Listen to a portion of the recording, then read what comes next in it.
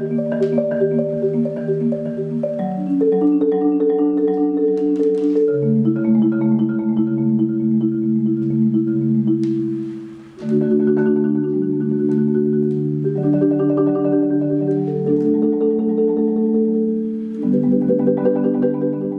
I first moved to New York, I wasn't getting as many chamber performances as I wanted. So I figured, well, you know, if nobody else is playing my music, or if I'm not getting enough, or to where I feel at least okay about what I'm doing, then I'll just start my own group. And I figured, well, a lot of other people have done it.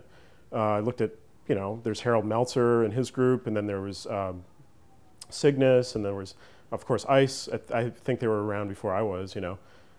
Claire Chase's group. And so I just figured, you know what, I'm just going to bite the bullet and do it myself and do it in the way I want to do it. Because I wasn't also seeing enough American music being programmed the way I thought it should be programmed, or at least being celebrated the way we thought, you know, Victoria and I thought it should be celebrated. So I did that, and also kind of mixed it up with other entrepreneurial things like this record company, which initially started out as a commercial record company where we made classical music CDs for the masses, kind of like a wedding CD, you know, Christmas CD, and so on, which have done really well. But what we do is we take the money from that and we help it fund, you know, this other company we have called AMR, American Modern Recordings, which is celebrates, you know, new American music, or sometimes maybe music from outside. We're not sure yet, and it's working.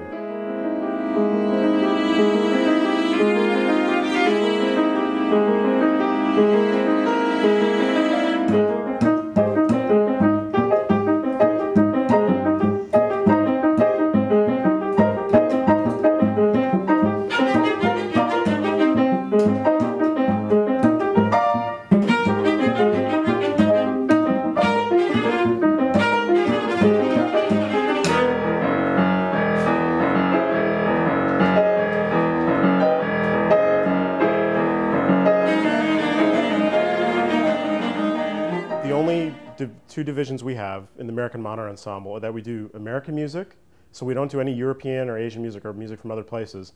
But we will do Central and South America. So if that comes into play, we'll do it. And actually, we've gotten some applications from composers for our composition competition from Central and South America. So, you know, word gets out. We also don't really focus, you know, we're not into pop or jazz. That's really not what we're about unless it's somehow worked into the concert music setting in that sense. But that's it, really. I mean, other than that, we try to be as open-minded as possible. I mean, but because, you know what, there's so many divisions that are being taken down anyway. I mean, half the composers, most of the composers out there writing music where I don't even know if they'd know what to call it. I mean, because it's like, well, they have elements of, you know, this stuff and new complexity. It might have been somebody who studied with Tristan Murray at Columbia, but then they're incorporating, like, you know, African Aborigine music. I mean, you never know. So I think to put too many labels on it, just if we do American and focus on that, that's what we're all about.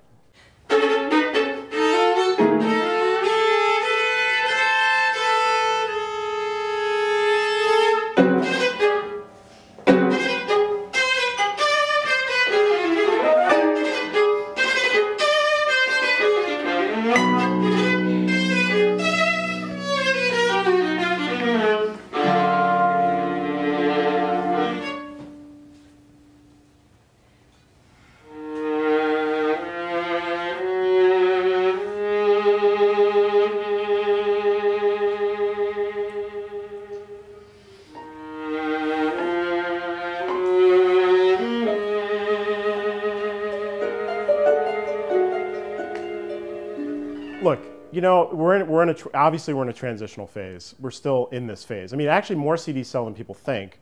But yes, is as we know from the RIAA, I mean, are sales going down? Sure they are, but what's going down? I think what's really going down, because I've studied this because I have a record company, is sales of popular music. I actually don't think sales of indie music are going down. I think it's more like the Anderson thing of the long tail, you know, where I think there's a lot of indie stuff that people are absorbing now, whether it's through MP3s, CDs, or whatever. Sometimes CDs that don't even, I think, make it on the radar of the RIAA. And so I think starting a record company is weird, yeah, because everybody's downloading now. We know that. The young people are all, that's what they're into. Although then there's the throwback to records, which is interesting, isn't it? You know, I think the funny thing is, what we're trying to do is if we're going to buy a CD, we're trying to make them even more special, at least for some of the projects we're doing. So I just came out with a CD that's covered in gold foil, and it's got a booklet inside. I mean, a booklet, it looks like a little book, you know? So it's something that if you had it on your coffee table, you'd actually might want to pick it up because it's not a typical cracked jewel case thing or a digipack that looks awful. You know, some of them look really good, but some are whatever, you know? And so I think you'd have to want to buy it. But the other thing is, look, there's certain times when CDs are really useful. I mean, and I think people like objects. I think, yeah, MP3s are nice, but we're losing something by not having. I like the idea of having a library of CDs, even though, ironically, I've scanned everything because I've looked through stuff very quickly now. But I like the idea of books, and I like the idea of CDs, and I think digital stuff's great. And look, I use computers all day long, trust me. I mean, I sit in front of my screen most of the day. But you know what? There's plenty of people that love CDs, and I think it's here for a while, you know. And we may get to a point when it's all digital. I don't know, at least for our company. But I think for the time being, the runs are so small that I think it's fine. You know, it's not that big a deal to print some.